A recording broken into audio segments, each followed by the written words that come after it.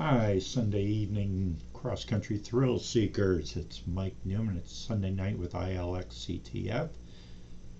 And boy, I wish we could talk about everything that happened this weekend.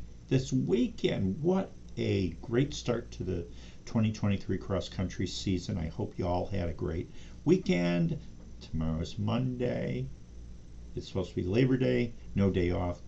No day off for the runners, because you need to work hard to get to your goals. Long runs, recovery runs, you name it. Staying hydrated because it's going to get really hot in the next week.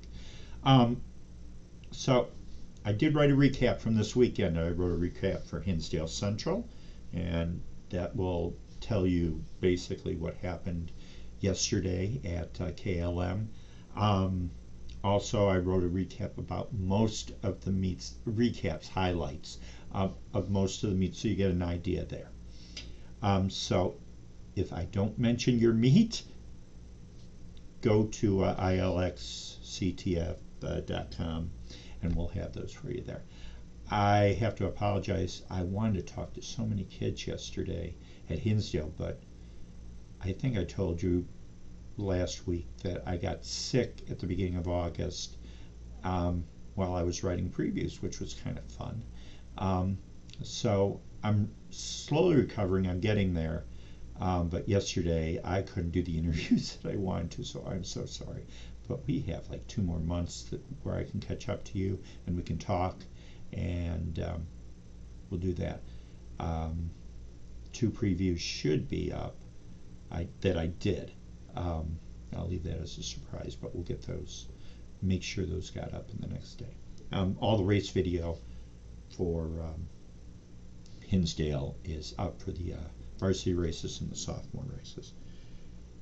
I want to talk about Dylon Nalley first. Had the injuries last spring, hamstring injuries, that made it tough to do some of the harder work that he wanted to do. He still ran 9:16 for the 3200, but look what he did on Saturday at Wilson Park, running on trails, concrete, fast course, overly fast, but 14:08. Columbia didn't go to the meet. They were entered. They were in the entries, but they didn't come. So that makes things interesting for the rest of the year. I don't think Hogan or Nalley will face each other until we get to sectionals, and that should be a good meet wherever they're being held. But Nalley running 14:08 is amazing this time of the year. The one thing that I can get an idea immediately from is I know like certain courses how they match with Detweiler. Like Lake Park, for example, is like an 8 to 10 second difference slower than Detweiler. And we noticed when Judy Pendergrast ran 16:05 at her conference meet, and then she went out and broke the course record at 15:53.9, so about 11-12 seconds there. And then talking to ratings, speed ratings guru, the king of speed ratings in Illinois, Roland Hopkins, it's about a 20-second gap where that course is 20 seconds faster than Detweiler. So it gives you an idea. Hey, mind you, I'm not discounting what Nalley ran. 14:08 is this early in the year. He's going to do some big things this year. But let's see what happens next week with Hogan. Hogan and Sato from Granite Central going up against each other should be a good race. But let's see what happens. We got plenty of time to talk about. He's getting closer. He's getting closer. Now this runner moves to number 3 all-time at Detweiler. Things like that. But 14:08 winning by 25 seconds over Dylan Ybarra of O'Fallon. O'Fallon looks good. They had a 2-point win over St. Louis University. And I think the 2 teams will face each other next week at at Forest Park Cross Country Festival in St. Louis. So they may face each other. But I didn't see O'Fallon's, one of their top 5 runners, Green Street, I think it is. It's something like that. But I didn't see him in the race. So if they put them in there, O'Fallon looks good. They're a top 10 team. I have them at number 11. I don't know how the ratings are going to go this week. I don't know. But O'Fallon looked good. On the girls' side at Granite City,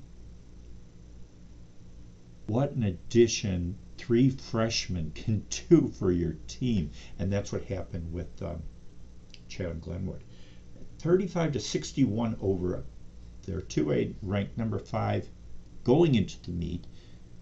I think they're going to be higher. 35-61 over a good Edwardsville team who's ranked number 10 in 3A right now. Ellie Bush winning the race. Allie Lodegren of Chatham Glenwood, their number 1 runner. They had a 62-second split on 6 runners.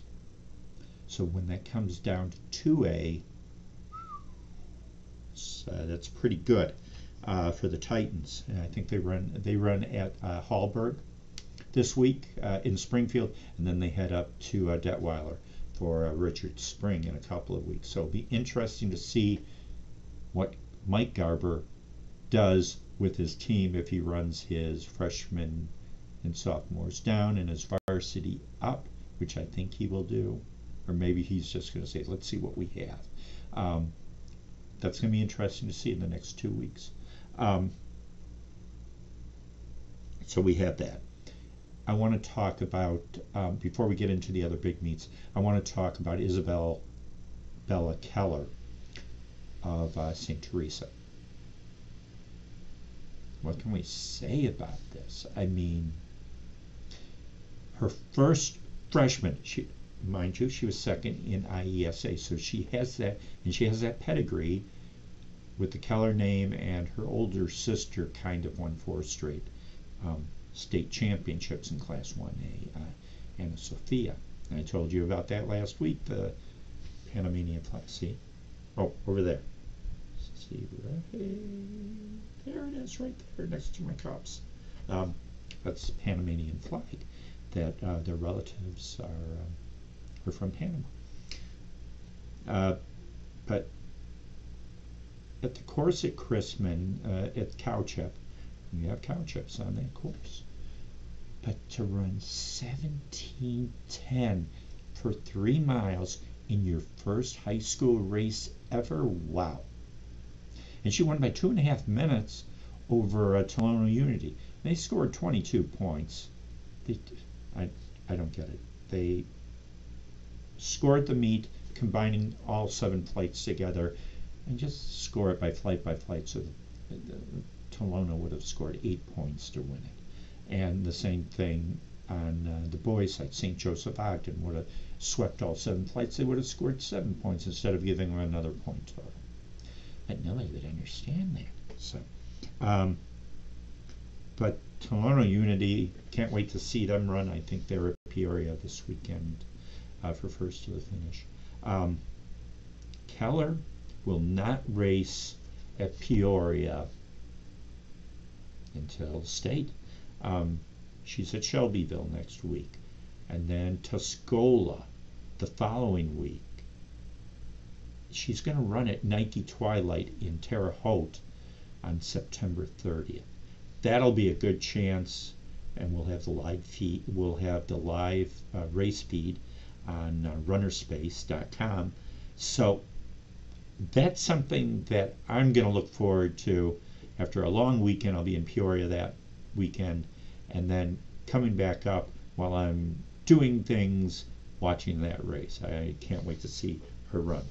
But 17:10 on your first time out, she's the real thing. And there we go. So let's talk about Hinsdale. Conditions were good. Got warmer towards the end. I could feel it at the end, obviously.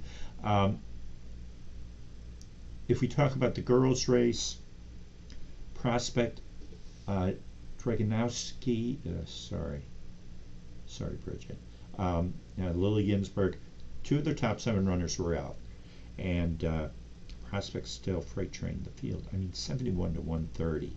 That's a pretty big margin when you're missing 2 of your top runners for the #1 Knights. But that shows you how deep they are, how strong this team is. 5-6 finish from Meg Peterson, and Veronica Zaneta. But they had their split was big. But when you have 2 front runners up there, Lily Ginsburg will join them next week at Lake Park. You got to say, hey, they're a good team. They're the defending state champions. They may suffer some losses this year. Remember, they race against York. The next 3 weeks, they race them at Lake Park, they race them at Richard Spring, and then they race them at Palatine, where and Downers Grove North will be there for all 3 meets too. Downers Grove North girls team is looking real good. So those 3 teams together, it'll be interesting to see. But Hinsdale, so Prospect, and then Naperville Central, then Minooka. I don't know how much this is going to change. Minooka is going to get better because they have a good group of freshmen coming up, and we're going to see Minooka at full strength next weekend, unless Gum tries to fool us, put them in the open races. But it'll be warmer in the open races. It was really nice to see Mia Kotler and Holly Johnson running. It hurt me a little bit to see Holly at regionals last year. Downers Grove South didn't make it to sectionals, and you see Holly walking around the course in a boot. That's kind of stunk. And yesterday she was smiling during the race. I don't know where she got that from. But Kotler running 17:05, fantastic time. She missed most of last year due to injuries, and then missed track state because of injuries. So good to see Kotler back. Liv Phillips ran great, 17:25 in her first race after Dead of Dark. Then Johnson at 17:50. Nicole Poglish of Wheaton Warrenville South, 17:59. She looked so strong. She held off the 2 Prospect runners. They were coming on her at the end. Pogs wouldn't let her by. So it was good to see those races. On the in the boys race, Hersey by 2 over Nurture. I had them ranked number 2 at the beginning of the season. People asked, well, you're wrong. And, I'm pretty good at what I do. You have to go with facts over biases sometimes, and facts usually win. So Hersey had a nice pack of 3 runners. I think they were separated by 3 seconds, and then they had a little bit of a gap of a 30-second split, and then 2 runners close together. And Kevin Young said afterwards, we have 2 sophomores that could be in that top 7. So we'll have to wait to see when Kevin moves those 2 runners up.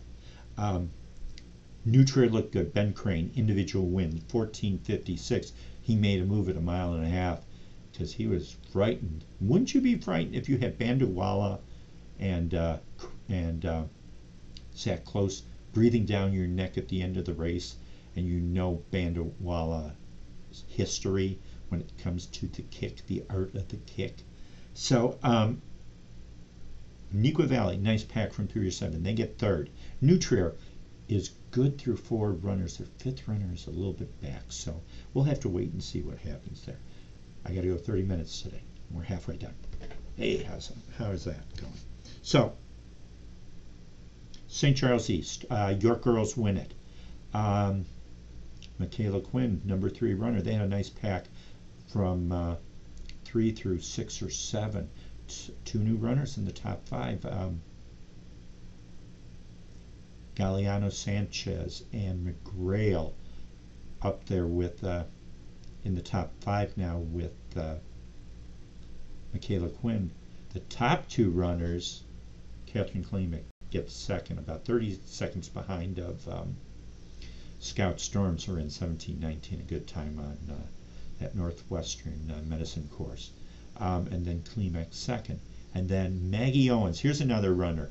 She ran at Nationals last year, but she missed most of last year due to injuries. And she came on strong. First time under 18, I believe, and she was their number 2 runner, 3rd overall in the race. Barrington looks good. 3 runners up there. I didn't look at the full results from that, but their 4th and 5th runners are a little bit back in this race. They get their 4th and 5th runners a little bit closer, and Barrington has a freshman up in the top 3 right now with Lewis. Pretty good. Grayslake Central was 3rd in that meet. Grayslake Central girls ran really nice on Wednesday at Lake County, winning easily. And they had 5 runners where they're supposed to be. Domier was their number 1 runner. I think they packed it up. I mean, you race twice in a week. That's going to take a lot out of you. Grayslake Central boys were back a little bit at St. Charles East. They were back a little bit at Lake County.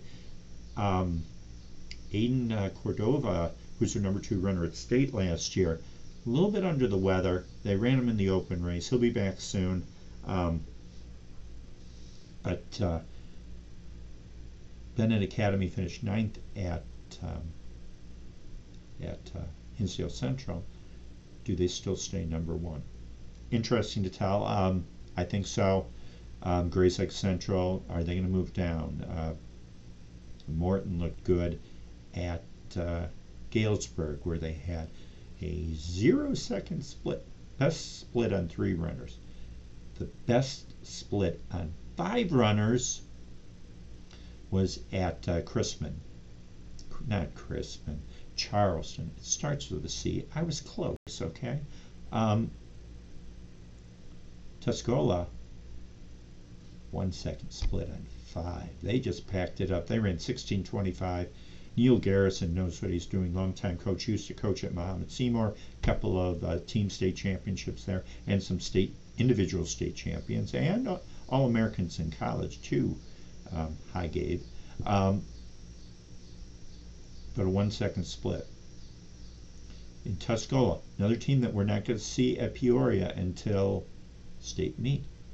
But they have good competition in East Central Illinois. So we'll just wait to see what happens. Benton earlier in the week, we're talking about 1A at Murfreesboro.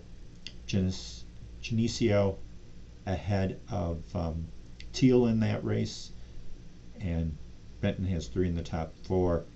I ranked them number 1 at the beginning of the season. I don't see them going anywhere anytime soon unless they get an injury to their 4th or 5th runners.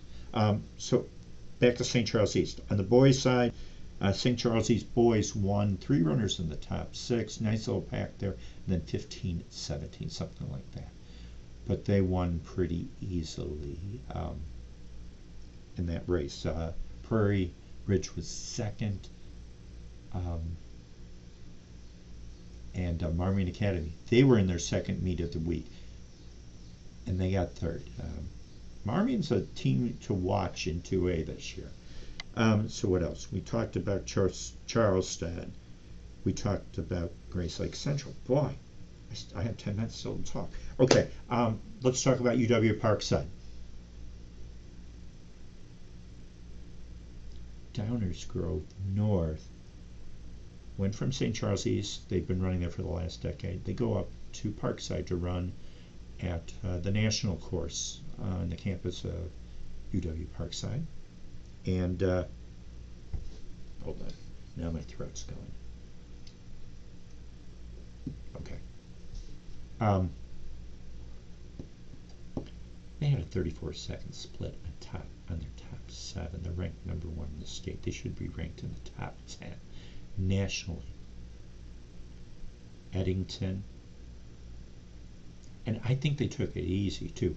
They're racing at Peoria this weekend, so why exert it over field? I mean, Oak Park River Forest is a top 10 team for now, and they had a 45-second split. But when you go 1, 2, 3, 7, 9, Caden Weber, your all-state runner from last year, your number 1 runner, decides to go as the number 7 runner. But they had 34-second split, only scored 19 points. I can't wait to see when Sipple unleashes them and lets them go after it. Not like last year. Last year they went out too hard early on. Plainfield South waited and waited. They made their move, and Plainfield South won that meeting. Downers Grove North finished second. It's going to be a good race between those two teams. Plainfield South, what concerns me, they ran well at Plainfield City on Tuesday. It's a four-team meet, not three-team, because Plainfield East didn't score. And 24-34, 75 for Plainfield Central, something like that. They have the nice 1-2 punch with Vijay and Maloney, but they have a 54-second split between 2 and 3, and that's gonna hurt. And they'll fix it. We're at the beginning of September. They're gonna fix it. But that gap needs to move up a little bit more. There's a lot of teams. Hersey would be ahead of them right now. For example, and Downers Grove North would be example for as of right now. So and there's other teams too that may be ahead of them. But we'll just have to wait and see. Beginning of September, who knows? Oak Park finished second. What in the world is going on with Michelotti? Their number 2 runner last year at state. Yeah, number 2 last year at state. And I've been seeing in his training log on athletic.net, he's doing a lot of cycling, doing a lot of swimming. So hopefully he gets better soon. There were 2 other runners. Marcellus Mines dropped out at Yorkville in the first meet of the year at about 2 miles, whether he was doing a tempo run or whatever. He didn't run yesterday at Rich Dust Invitational. So Joliet West hosts their own meet at Shanahan on Saturday. He's the defending champion in that. He'll get competition from Finn Richards of Bennett Academy, and we'll see what happens there. Grant Giblin of Sandburg didn't run. Sandburg has a good group of underclassmen, and they're going to be really good in a couple of years. Right now there's going to have growing pains, but they still finished 5th at LT. Speaking of LT, Lyons Township goes 1-2. Now Nick Strayer and Cillian Henning ran within 1-2 seconds of each other at the end of last year. What do they do to start off the season? Well, let's not change anything. Let's go 1-2. LT won by 6 points over a good Aurora West team. Aurora West is good. I think I've told you that before, but they're a good team. They had a nice split. LT was running in groups of 2. You had the 2 guys up front, 2 more guys. Walgizer was their 3rd guy, and I can't remember who the 4th one was. But they had packs of 3. And if they can get that 3 to 7 closer together, and I mean, in your first race as a rust buster, they ran a nice split, 78 seconds, I think, 54 and 5, on 3 to 7. That's pretty good. But they won by that amount. Riverside Brookfield looks pretty good. They are the 2022 2A state champions, so they're not defending champions because they can't defend it. And then Sandburg was 5th in that. So it's going to be interesting to see what happens. I've been saying that for a while. On the girls' side, Downers Grove North girls, we talked about them earlier. 2 for 2. Lily Eddington won by, I think it was only 12 or 13 seconds ahead of Lindsay Gerdhoff-Stoffen. My Harry Carey and me.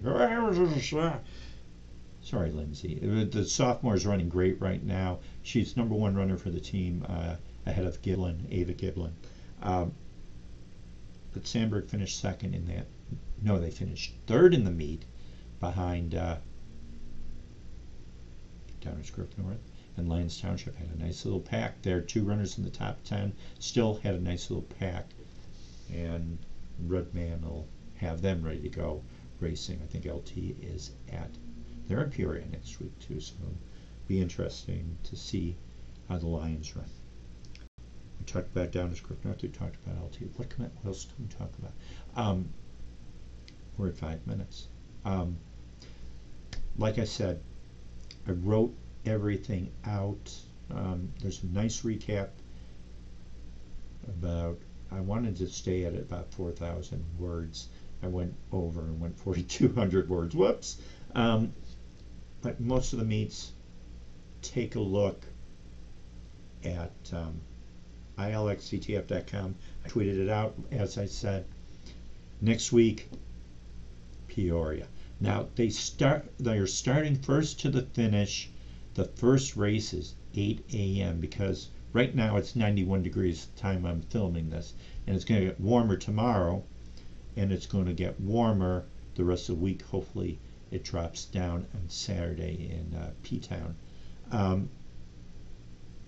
But it's really interesting. The 1A and the 2A races are the most interesting to see, because you don't get to see, I don't get a chance to see the smaller schools that much during the year. Sometimes 2A schools sneak into 3A meets, and I go to Amboy in October, and I love Amboy. So that the 1A race, you have Kotler against Molly Farrell. That should be fun. 1A boys, oh boy, I'm trying to blank. I'll have a preview out by the end of the week. 2A girls, Weber and Becca Heitzig. Now, Becca Heitzig, I got an email from a guy who's associated with Lincoln in a roundabout way. I'm not going to give my sources out. But Becca Heitzig ran in the boys' race at Carlinville. Didn't count in the team scoring, wasn't scored. She didn't go through the chute. But she ran 17:06 for 3 miles. And she's going up against Sunny Weber of Sandwich. That is going to be a great race. On the boys' side in 2A, we said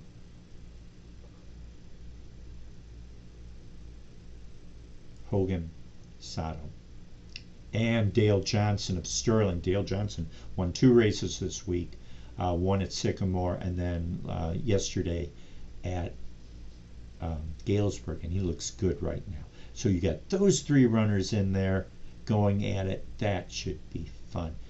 3A girls, you know, Naperville North got second at Pleasant Valley in Iowa, but they didn't run their number 1 runner, Julie Pyatt.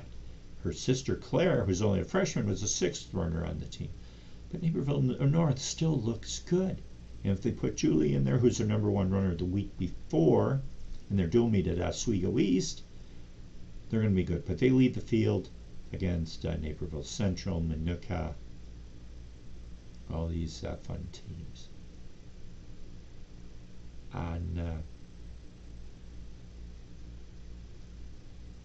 then you have Liv Phillips as one of the individual favorites. It should be a good race. And then 3A boys, Plainfield South, Downers Grove North, Lyons Township. Individual race is going to be fun. Vijay is the defending champion. He ran 14:22.8 last year. I've been doing my homework. So it's going to be a good race. We don't know which Downers Grove North guys, Eddington, Weber, being up there with them. And I know I'm missing somebody. But read the preview. Comes out on Friday. We'll give you the scoop on who to watch for, the individuals to watch for in the race, and getting down there early. What time am I going to have to leave to get there for the 1A race? And I like getting there early. Walking the hills in the dark should be fun this year. Okay, I got my Colorado t-shirt on. I got home. I started putting the videos up yesterday and watching Coach Prime. Colorado is going to be fun to watch this year. This HBCU quarterback, who everybody say no, he can't run, he can't pass in a Power 5 school, 518 yards. Give me a break. They're for real. They play against Nebraska. I'm not going to get to see that game. But college football has started too. Roll Tide. Georgia. Georgia gets a free bye all the way to November when they play at Tennessee.